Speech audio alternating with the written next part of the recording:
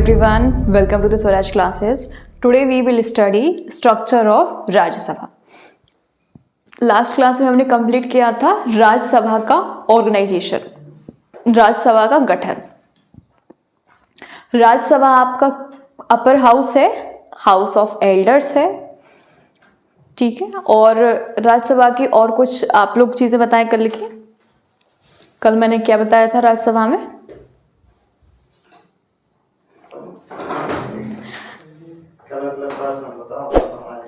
हाँ, राज्यसभा आपका upper house है सबसे पहले. सेकंड चीज़ है, इसमें इनडायरेक्ट इलेक्शन होता है, ठीक है. तो इनडायरेक्ट इलेक्शंस होता है. कल ऑर्गेनाइजेशन आपका हो गया है, आप लोग लास्ट वीडियो में देखना है. बट अगर हम स्ट्रक्चर पढ़ते हैं, अगर मैं कल की चीज़ें आज बताऊंगी तो चीज़ें निकल जाएंगी, बहुत टाइम निकल जाएगा, ठीक है. तो कॉम्पोजिशन ऑफ राज्यसभा. राज्यसभा आपका कौन सा हाउस है? अपर हाउस, उच्च सदन, हाउस ऑफ एल्डर्स.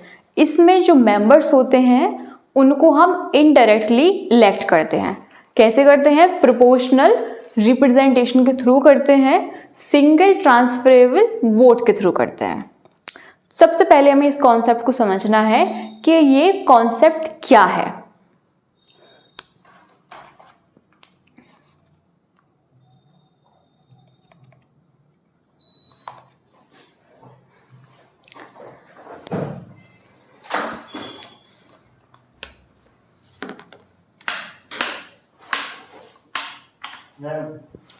राज्यसभा की सीट 243.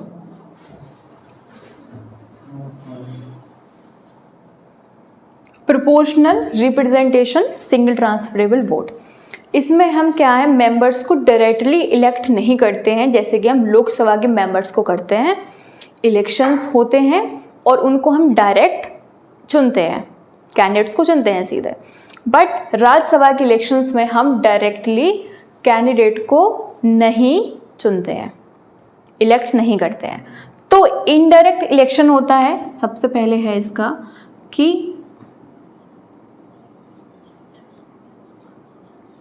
इनडायरेक्ट इलेक्शन है.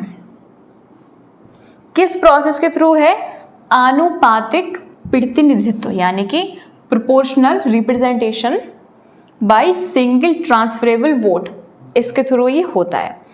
प्रोपोर्शनल रिप्रेजेंटेशन मतलब एक से अधिक लोगों का रिप्रेजेंटेशन होगा और सिंगल ट्रांसफरेबल वोट, वोट्स जो हैं वो ट्रांसफ़र होंगे. इसकी पूरी प्रोसेस देखते हैं. क्या होगा कि बैलेट पेपर होगा. बैलेट पेपर किस तरीके से होगा आपका?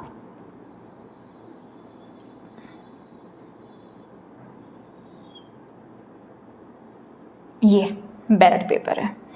मेंबर्स हैं बहुत सारे, कैंडिडेट्स हैं जो, सॉरी मेंबर्स वो नहीं बने हैं, बनने वाले हैं. कैंडिडेट्स हैं, उन्होंने इतने सारे प्रेफरेंसेस हैं. तो इसमें हम किसी में लगाएंगे 1, किसी में 2, 3, 4, 5, 6, इस तरीके की प्रेफरेंसेस हैं. ऐसे पेपर्स बहुत सारे होंगे, बहुत सारे. जितने मेंबर्स होंगे उतने ही पेपर्स होंगे, ठीक है. काफ़ी सारे पेपर्स होंगे, इन सब पे हम प्रेफरेंसेस लगाएंगे, ठीक है. तो जिसको हम पहले पे चुनेंगे, दूसरे पे चुनेंगे, तीसरे पे चुनेंगे, उस तरीके से प्रेफरेंस हो गई हैं. तो यहाँ पे एक व्यक्ति को नहीं चुन रहे हैं हम, यहाँ पे बहुत सारे व्यक्तियों को इलेक्ट कर रहे हैं. सबसे पहली बात तो ये है. दूसरा है फिर नेक्स्ट कोटा. अब इतने सारे व्यक्तियों में कोटा जो पूरा करेगा वो इलेक्ट हो जाएगा. कोटा कैसा होता है? कोटा का एक प्रॉपर एक तरीका है. कोटा को क्या बोलते हैं हिंदी में? कोटा मतलब इतने प्रतिशत आपको वोट्स क्रॉस करने हैं, इतने प्रतिशत आपको मिलने ही चाहिए. तो इसका फॉर्मूला है number of valid votes cast upon number of seats to be elected +1 और +1 होल +1. जैसे कि समझना बहुत ध्यान से, जैसे कि 4 सीट्स हैं. कितने सीट्स हैं? 4. उम्मीदवार कितने हैं? 250, ठीक है. तो 250 उम्मीदवार है टोटल, बट हमें सीट्स कितनी फिल करनी है? 4. ठीक है, अब इस फॉर्मूला क्या है, +1 होगा यहाँ पे, +1 और फिर टोटल में +1 कितना होगा, 250/5 हो गया, कितना हो गया टोटल 50, 250/5 हो गया +1 कितना हो गया फिर ये 50 + 1, इट मीन्स 51 कोटा होगा। समझ गए हो, 51 क्रॉस यानी कि 51 आपको वोट्स चाहिए। तो इतने सारे मेंबर्स में से जो भी 51 वोट्स लाएगा वही कोटा को क्रॉस करेगा।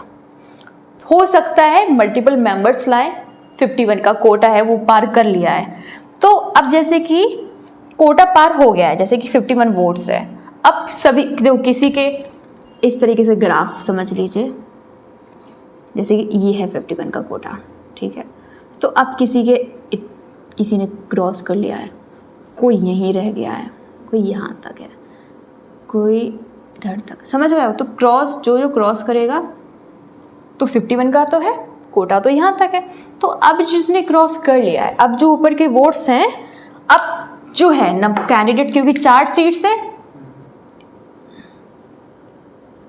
4 सीट्स है, तो ये इलेक्ट हो गया, जिसने कोटा क्रॉस किया है ये इलेक्ट हो चुका है, तो ए सीट के लिए इलेक्ट हो गया। अब बची कितनी सीट्स, 3 सीट्स के लिए और चुनना है, तो मेंबर्स तो बहुत सारे हैं, मेंबर्स तो काफ़ी सारे हैं, बट सीट्स 4 हैं, तो अब जो कोटा क्रॉस किया है, अब इसके वोट ट्रांसफ़र हो जाएंगे, इसके वोट जो निकल गए हैं 51 से ज़्यादा है जिसके वोट्स, उसके वोट्स हम ट्रांसफ़र करेंगे, तो उसके बाद फिर क्या होगा कि इसमें भी कोई कोटा तक आएगा, तो फिर सेकेंड सीट वैसे फिल हो जाएगी,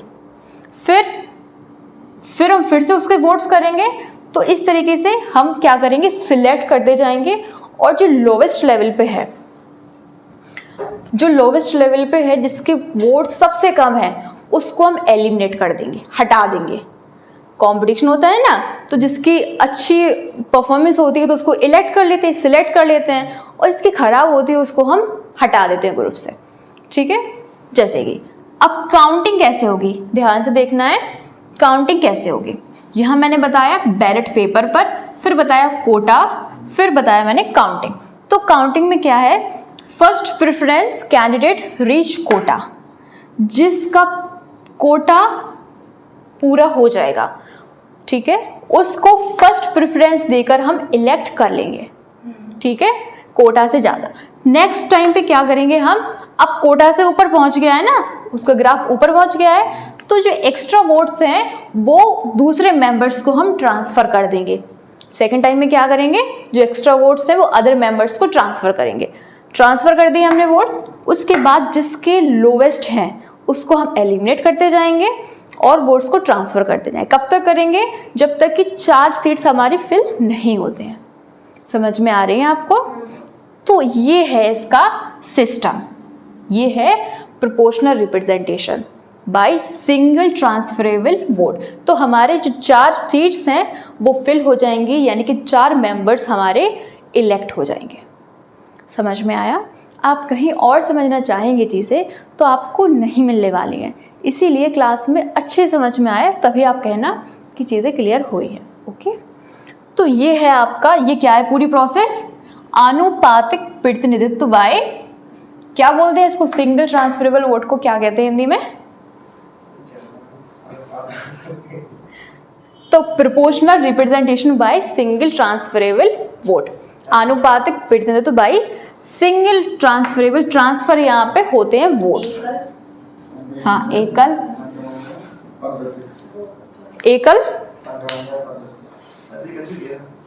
ठीक है, आप लोगों को लिखा है, रिवाइज करना है, ठीक है। इस प्रोसेस को समझे आप। यही इलेक्शन, ये पूरा क्या था माय डियर्स, ये सारा इलेक्शन का सिस्टम है। इस तरीके से इलेक्शंस होगा। कौन सा, इनडायरेक्ट इलेक्शन।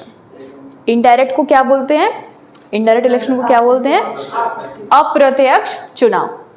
प्रत्यक्ष चुनाव में हमने प्रत्याशी को डायरेक्ट चुन लिया है, बट जो अप्रत्यक्ष है, इनडायरेक्ट है, उसकी प्रोसेस ये है।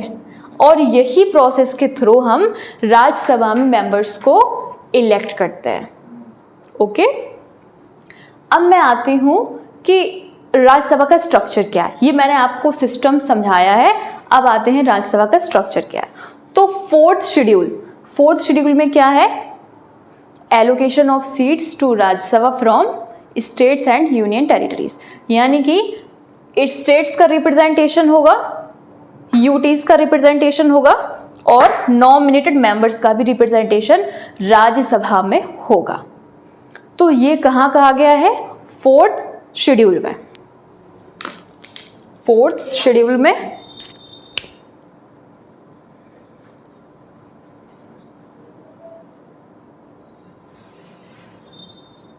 आवंटन होगा, सीट्स का आवंटन राज्यसभा में, allocation of seats to Rajya Sabha from state राज्यों से और केंद्रीय शासित प्रदेशों से। ठीक है, सीट्स का क्या होगा, आवंटन होगा, राज्यसभा में सीट्स का आवंटन होता है। फिर है representation of state. Okay, representation of, अब राज्यों का राज्यसभा में सबका रिप्रेजेंटेशन होना है। किसका होना है, स्टेट्स का होना है, राज्यों का होना है, यूटीज का होना है, यानी कि राज्यों से भी मेंबर्स होंगे राज्यसभा में, संघीय शासित प्रदेशों से भी मेंबर्स होंगे राज्यसभा में, और नामांकित नॉमिनेटेड मेंबर्स भी राज्यसभा में होंगे। तो राज्यसभा आपका क्या है, अपर हाउस है, हाउस ऑफ एल्डर्स है, उसमें सारे राज्यों का, सारे यूटीज का और नॉमिनेटेड मेंबर्स का रिप्रेजेंटेशन होता है। ओके, रिप्रेजेंटेशन ऑफ स्टेट्स, तो ये कौन से मेंबर्स होंगे,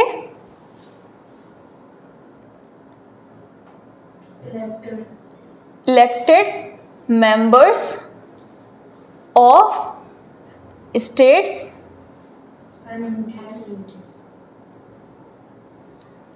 इलेक्टेड मेंबर्स ऑफ स्टेट्स हैं, वो राज्यसभा के मेंबर्स को इलेक्ट करेंगे।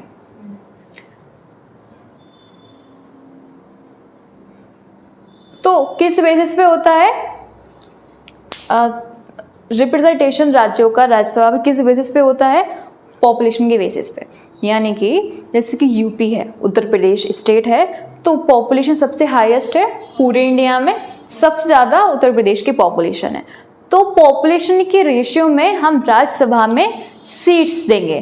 तो 31 सीट्स कहाँ से हैं, उत्तर प्रदेश से हैं, और त्रिपुरा से 1 सीट है, क्योंकि पॉपुलेशन के बेस पर हम सीट्स को हम देते हैं। ठीक है,